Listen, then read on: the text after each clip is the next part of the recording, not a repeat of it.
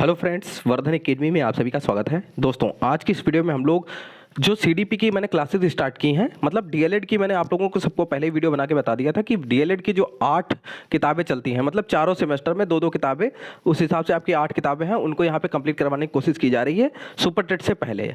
ठीक है, क्योंकि इनसे बेस्ट बुक्स कोई हो ही नहीं सकती।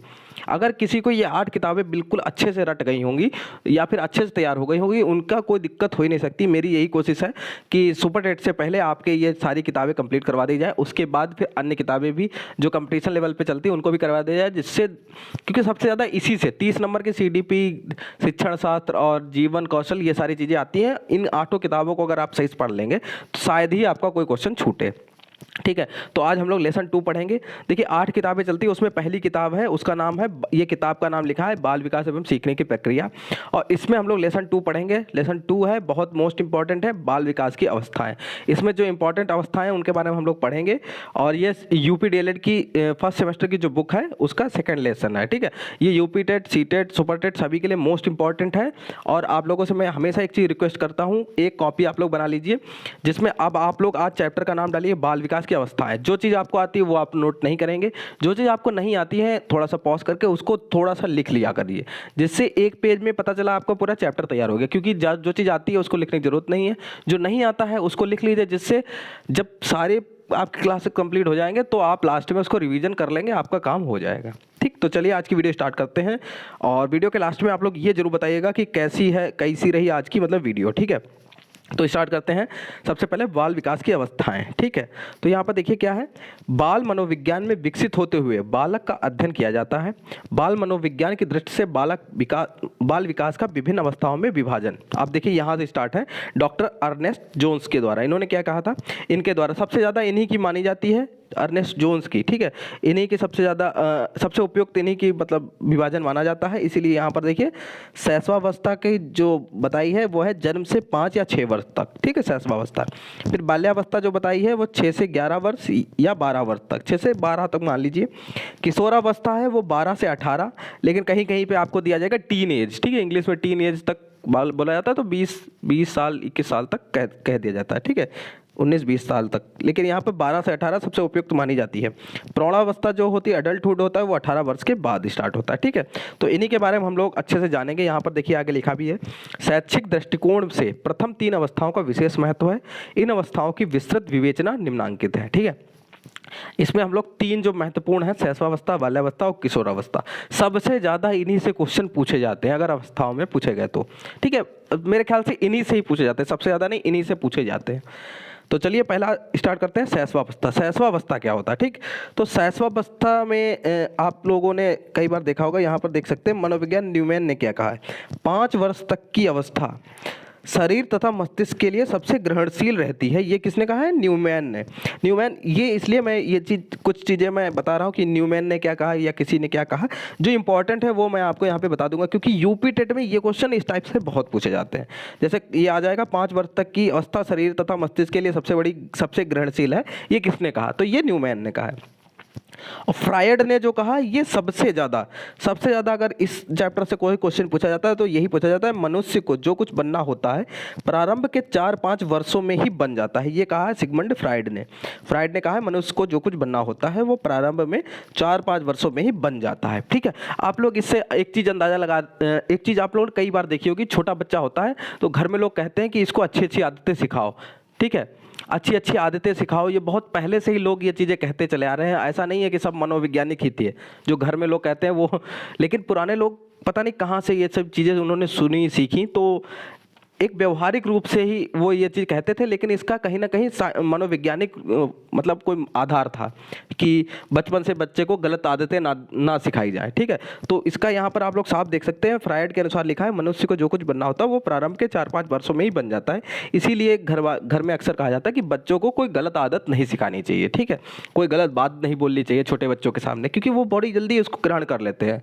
ठीक, नेक्स्ट है, शैशवा काल में जो कुछ भी सिखाया जाता है उसका प्रभाव तत्काल पड़ता है। ये देखिए, यही लाइन यहाँ पर देखिए आ गई कि जो भी सिखाया जाता है वो तत्काल वो प्रभाव में आ जाता है। ठीक है, नेक्स्ट क्या है, एडलर के अनुसार क्या है, शैशवावस्था द्वारा जीवन का पूरा क्रम निश्चित होता है। ठीक है, तो ये चीज़ें बड़ी ध्यान देने वाली होती हैं छोटे बच्चों में। अक्सर लोग इन चीज़ों का ध्यान नहीं देते हैं और फिर उसके मस्तिष्क का सही से जो बच्चा होता है उसका विकास नहीं हो पाता है।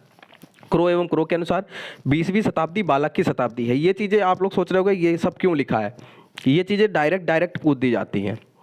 हो सकता है सुपर टेट में भी ये क्वेश्चन कहीं से पूछ दिया जाए कि 20वीं शताब्दी बालक की शताब्दी है, बहुत छोटा सा है, आराम से क्वेश्चन दे सकते हैं। और किसने कहा, क्रो एवं क्रो के अनुसार। ठीक, मनोवैज्ञानिकों के इन विचारों के आधार पर यह कहा जा सकता है कि इस अवस्था में बालक के भावी जीवन का निर्माण होता है। नेक्स्ट है शैशवावस्था की प्रमुख विशेषताएं। अब आप लोग देख लीजिए, मेन चीज यहां से स्टार्ट हो रही है। सर्वांगीण विकास की दृष्टि से शैशवावस्था की प्रमुख विशेषताएं अधोलिखित हैं। देखिए कौन कौन सी हैं।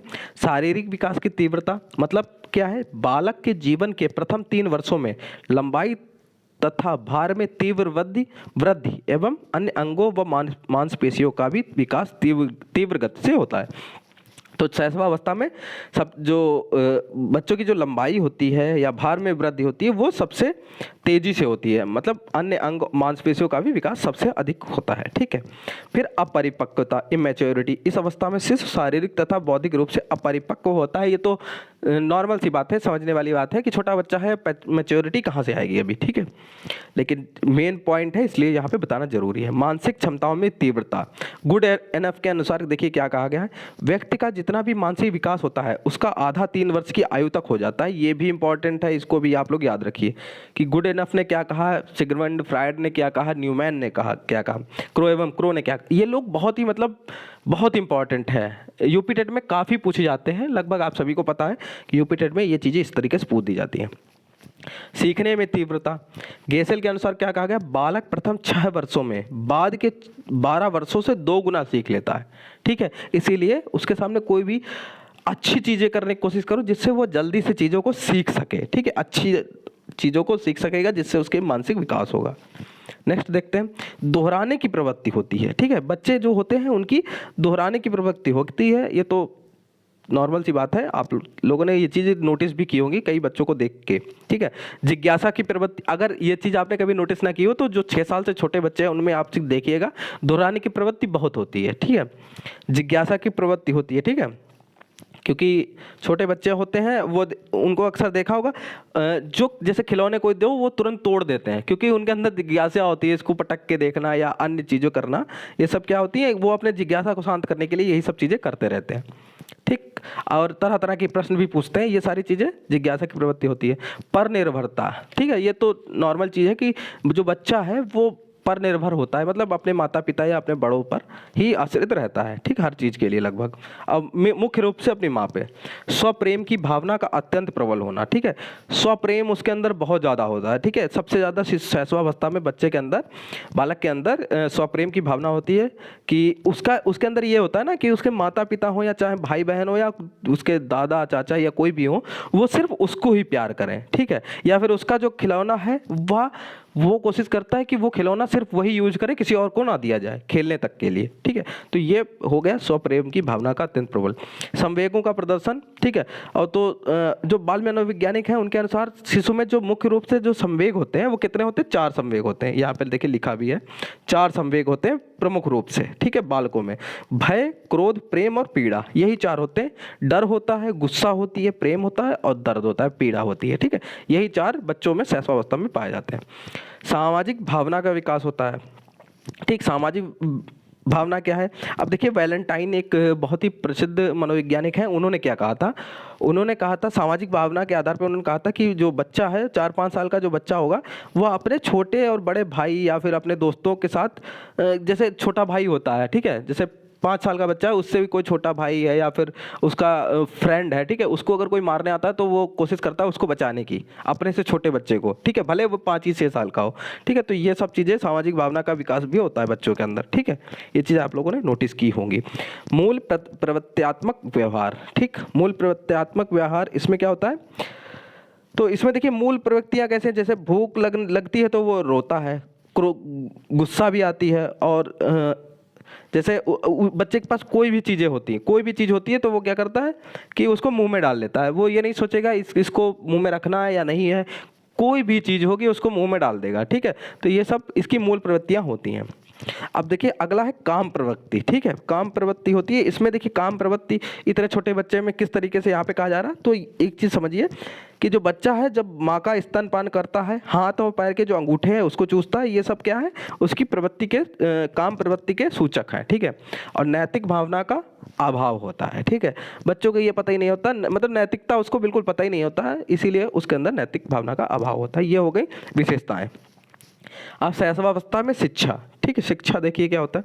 शैशवावस्था का मानव जीवन में शैक्षिक दृष्टि से अत्यंत महत्वपूर्ण स्थान होता है, ठीक। जो चीज़ें इंपॉर्टेंट हैं वो चीज़ें मैं बताता जा रहा हूँ। कुछ लोग इसको कहेंगे कि बहुत लेंदी आप पढ़ रहे हैं, तो ये चीज़ समझिए, ये 5-6 पेज का है और ये कम से कम 10-15 पेजों की चीज़ों को मैंने 4-5 पेज में किया है। और ये बहुत इंपॉर्टेंट है आप लोगों के लिए। जो लोग ढंग से पढ़ रहे हैं, मतलब मन से पढ़ेंगे, उनको सच में इसका फ़ायदा बाद में होगा, क्योंकि इसके बाद मैं जो कंपटीशन लेवल की किताबें होती हैं उनको भी पढ़ाऊंगा, जिससे आपको इन चीज़ों में एक रुचि आएगी, क्योंकि ये आप एक बार ढंग से पढ़ चुके होंगे, ठीक है। देखते हैं, वैलेंटाइन ने इसे सीखने का आदर्श काल कहा है, ठीक है। ये बहुत पूछा जाता है, सीखने का आदर्श काल किसको कहा जाता है, इस टाइप के क्वेश्चन बहुत पूछे जाते हैं। तो शैशवावस्था को सीखने का आदर्श काल कहा जाता है वैलेंटाइन के अनुसार। वाटसन के अनुसार क्या है, शैशवावस्था में सीखने की सीमा और तीव्रता विकास की और किसी अवस्था की तुलना में बहुत अधिक होती है, ये वाटसन ने कहा है, ठीक है। फिर है, शैशवावस्था में शिशु शिक्षा का आयोजन करते समय निम्नलिखित बातों पर ध्यान देना चाहिए। मतलब बच्चे को शिशु शिक्षा जो है उसका आयोजन करते समय किन बातों पर ध्यान देना चाहिए, इसके बारे में हम लोग इसमें बात करेंगे। सबसे पहले पालन पोषण, ठीक है, ठीक है। पालन पोषण सही से उसका होना चाहिए। बच्चे, मतलब छोटा बच्चा होता है, उसको संतुलित भोजन देना चाहिए, पौष्टिक आहार देना चाहिए, ठीक है, जिससे कि उसके मानसिक और शारीरिक विकास अच्छे से हो सके, ठीक है। कई बार होता है कुपोषण का शिकार हो जाता है बच्चा, उस तरीके बचपन से ही उसको न्यूट्रिशन भी नहीं सही से मिलता है, जिससे क्या होता है, मानसिक विकास अच्छे से नहीं हो पाता है, ठीक। इसलिए अनुकूल वातावरण देना चाहिए, ठीक है। अनुकूल वातावरण तो बहुत जरूरी है। किसी भी छोटा बच्चा हो चाहे बड़ा बच्चा हो चाहे आदमी हो, सबके लिए अनुकूल वातावरण तो होना ही चाहिए। वात्सल्यपूर्ण व्यवहार करना चाहिए छोटे बच्चों से, तो वो तो है कि हर चीज़ पे, छोटी छोटी बातों पे बच्चों को लोग, बहुत से लोग डांटते हैं, पीटते हैं, उसका बहुत ही निगेटिव इफेक्ट पड़ता है, ठीक है। इसलिए वात्सल्यपूर्ण व्यवहार करना चाहिए। नेक्स्ट है उत्तम आदतों का निर्माण, ठीक है। ये सब छोटी छोटी चीज़ें हैं। मानसिक क्रियाओं के अवसर देना चाहिए, कि कुछ काम है छोटे छोटे उनसे करवाना चाहिए। जैसे 5-6 साल का बच्चा है, उससे यही कह दो कि कोई चीज़ आपको मंगानी है, तो उससे कह दो वो कोई हल्की चीज़ है कि वो उठा के मुझे दो आकर, या इस तरीके की चीज़ें करवाओ, जिससे उसको मानसिक क्रियाओं के अवसर प्राप्त होंगे। जिज्ञासा के संतुष्टि, अगर जिज्ञासा किसी चीज़ के प्रति है तो उसको उसके अभिभावक हों या अध्यापक हो, क्योंकि 5 साल का बच्चा है वो स्कूल जाने लगता है 3 साल के बाद, ठीक है। तो वो जो भी क्वेश्चन करे उसका उसको आंसर मिले, जिससे उसकी जिज्ञासा की जो संतुष्टि है वो हो सके। करके सीखने की महत्ता, ठीक है, ये होनी चाहिए। उसको अवसर देना चाहिए कि चीज़ों को करे और उससे सीखे। व्यक्तिगत भिन्नता पर भी ध्यान देना चाहिए उसकी, कि व्यक्तिगत भिन्नता किस चीज़ में उसकी रुचि है। वार्तालाप के भी अवसर देने चाहिए। इसके अलावा शिक्षा में संगीत का स्थान होना चाहिए, ठीक है। तो इस तरीके से ये शैशवावस्था में शिक्षा भी हो गया। अब हम लोग देखेंगे बाल्यावस्था, ठीक है। एक हमारी कंप्लीट हो गई शैशवावस्था। अब बाल्यावस्था और किशोरावस्था हमारी बची है, उसको भी हम लोग देख लेते हैं। अब देखिए, इसकी स्टार्टिंग में ही ये क्वेश्चन बन गया, जीवन का अनोखा काल, ठीक। बाल्यावस्था को बोला है कोल एवं ब्रूस ने, जीवन का अनोखा काल बहुत ज़्यादा पूछा जाता है। और सीखने का आदर्श काल शैशवावस्था को बोला जाता है, ठीक है। ये देखिए, ये बहुत इंपॉर्टेंट चीज़ें हैं, ठीक है। सीखने का आदर्श काल, ठीक है, कहाँ पे है, शैशवावस्था, ठीक। सीखने का आदर्श काल किसको कहा जाता है, ये देखिए वैलेंटाइन के अनुसार क्या कहा, सीखने का आदर्श काल शैशवावस्था होता है, ठीक। और बाल्यावस्था क्या होता है, जीवन का अनोखा काल, ठीक है। इन चीज़ों पे ध्यान दीजिएगा, ये बहुत इंपॉर्टेंट है। छोटी छोटी चीज़ें, एक एक नंबर आपके समझो, इस तरीके से चीज़ें पूछी जाती हैं। नेक्स्ट है, बाल्यावस्था मानव विकास की दूसरी अवस्था है। इसमें प्रवेश करने पर बालक आत्मनिर्भर होने लगता है, ठीक है। बच्चा आत्मनिर्भर होने लगता है। बाल्यावस्था 6 वर्ष से 12 वर्ष तक का समय है। इस अवस्था में बालक के जीवन में स्थायित्व आने लगता है और वह भावी जीवन की तैयारी करता है, ठीक है, धीमे धीमे। हरलॉक के अनुसार उत्तर बाल्यावस्था 6 वर्ष की आयु से लेकर यौवनारंभ होने तक 11 और 12 वर्षों के बीच की होती है, ठीक है, ये हरलॉक ने कहा है। फिर देखिए बाल्यावस्था को प्रारंभिक विद्यालय की आयु, ये सब चीज़ें बहुत इंपॉर्टेंट है। जैसे एलिमेंट्री स्कूल एज किसको कहा जाता है, तो बाल्यावस्था को। ठीक, ये क्वेश्चन बनते हैं सीधे सीधे। प्रारंभिक विद्यालय की आयु किसको कहा जाता है, बाल्यावस्था को कहा जाता है। शिक्षा आरंभ करने की यह सर्वोत्तम आयु है। मनोवैज्ञानिकों ने इस अवस्था को समूह की अवस्था, ये भी क्वेश्चन बहुत आता है। ठीक है, समूह की अवस्था, चुस्ती की आयु और गंदी आयु, तीनों चीजें इसी उम्र इसी अवस्था को कहा है। मतलब समूह की अवस्था, ये बहुत पूछा जाता है। समूह की अवस्था किसे कहा जाता है, गैंग एज किसे कहा जाता है, तो ये होती है बाल्यावस्था। बाल्यावस्था की प्रमुख विशेषताएं अब आप लोग देखते हैं यहाँ पर। ठीक है, बाल्यावस्था की प्रमुख विशेषताएं, तो सबसे पहले सर्वांगीण विकास की दृष्टि से बाल्यावस्था की प्रमुख विशेषताएं देख लेते हैं। शारीरिक तथा मानसिक विकास में स्थिरता होती है। ठीक है, स्थिरता होती है। तो यहाँ पर लिखा है J.S. रॉस ने बाल्यावस्था को मिथ्या परिपक्वता का काल कहा है। मिथ्या परिपक्वता का काल कहा है। ठीक है, इसमें क्या होता है कि जैसे बालक की जो चंचलता है, देखिए इस शारीरिक तथा मानसिक विकास है। जैसे बाल्यावस्था में क्या होता है कि बच्चे की जो चंचलता है वो धीमे धीमे घटने लगती है। शैशवावस्था में ज़्यादा होती है, और जब वो थोड़ा सा बड़ा हो जाता है तो बालक की जो चंचलता है वो घटने लगती है। ठीक है, और उसका जो मस्तिष्क है बच्चा है वो थोड़ा परिपक्व दिखाई देने लगता है धीमे धीमे। ठीक, तो यहाँ पे रॉस ने क्या कहा है, मिथ्या परिपक्वता। मानसिक योग्यताओं में वृद्धि, कुछ चीज़ों को मैंने यहाँ पे लिख भी दिया, कुछ चीज़ों को सिर्फ हेडिंग लिए, उसको मैं ऐसे ही बता दूंगा। तो मानसिक योग्यताओं में वृद्धि होने लगती है बाल्यावस्था में। आत्मनिर्भरता की भावना आने लगती है बच्चे के अंदर। ठीक है, क्योंकि जब जितना बड़ा होता है वो, जैसे दांत साफ करना, कपड़ा पहनना, बच्चा जब बड़ा हो जाता है 6 साल के बाद, तो अक्सर थोड़े बहुत काम वो करने लगता है, आत्मनिर्भर होने की कोशिश करने लगता है। कि जैसे ड्रेस पहनना, ये सब चीज़ें अब कई जगह तो बड़ा हो जाता है फिर भी नहीं करते हैं, लेकिन एक तरीके से माना जाता है कि बाल्यावस्था में ये चीज़ें स्टार्ट हो जाती है। रचनात्मक कार्यों में रुचि लेने लगता है बच्चा। ठीक है, इसी काल में। ठीक, जिज्ञासा की उसकी प्रबलता होती है। ठीक है, थोड़ा सा बड़ा हो जाता है तो चीज़ों के बारे में ज़्यादा क्वेश्चन करता है। सामूहिक प्रवृत्ति की प्रबलता होती है। ठीक है, बालक क्या होता है, किसी ना किसी समूह का सदस्य बन जाता है।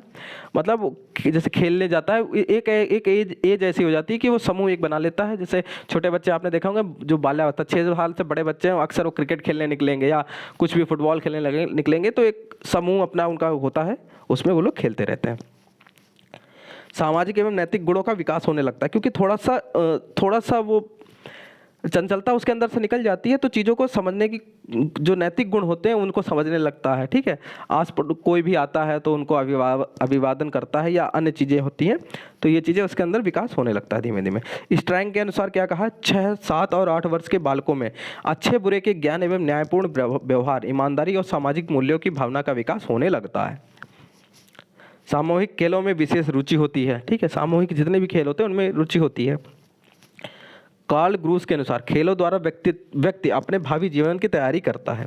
स्टैनले हॉल के अनुसार बालकों के खेल एवं कार्यों की पुनरावृत्ति है। बालकों के खेल उन कार्यों की पुनरावृत्ति है जो सृष्टि के प्रारंभ से उनके पूर्वज करते आए हैं। ठीक है, और काम प्रवृत्ति की न्यूनता होती है इसमें। ठीक है, जो बाल्यावस्था है इसमें काम प्रवृत्ति की है न्यूनता होती है। संग्रह प्रवृत्ति का विकास होता है, मतलब चीज़ों को इकट्ठा करने की। ठीक, ये सारी चीज़ें इसकी विशेषताएं थी। अब बाल्यावस्था में शिक्षा क्या है, बाल्यावस्था बालक के जीवन की महत्वपूर्ण अवस्था है, अतः यह आवश्यक नहीं अनिवार्य भी है कि बालक के विकास के सभी पक्षों को दृष्टिगत रखते हुए शिक्षा का स्वरूप निश्चित किया जाए।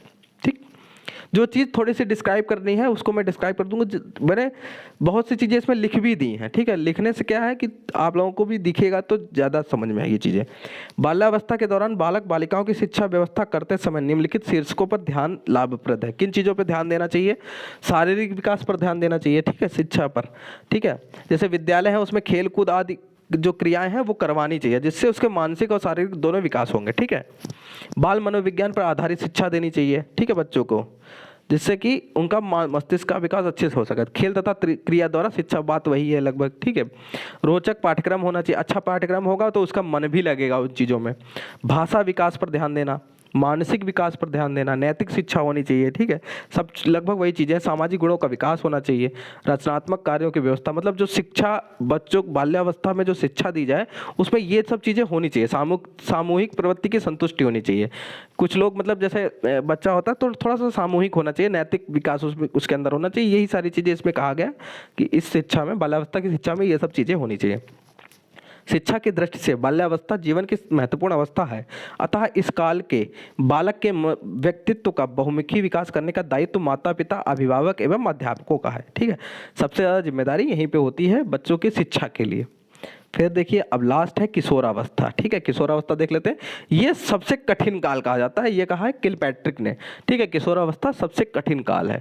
ये पहली चीज़ें जो मैंने ऊपर ऊपर लिखी हैं रेड से, ये सभी इंपॉर्टेंट हैं। सीखने का आदर्श काल, ठीक है, अनोखो जीवन का अनोखा काल और सबसे कठिन काल। किन कालों को क्या क्या कहते हैं, ये चीज़ आप लोग नोट कर लीजिए।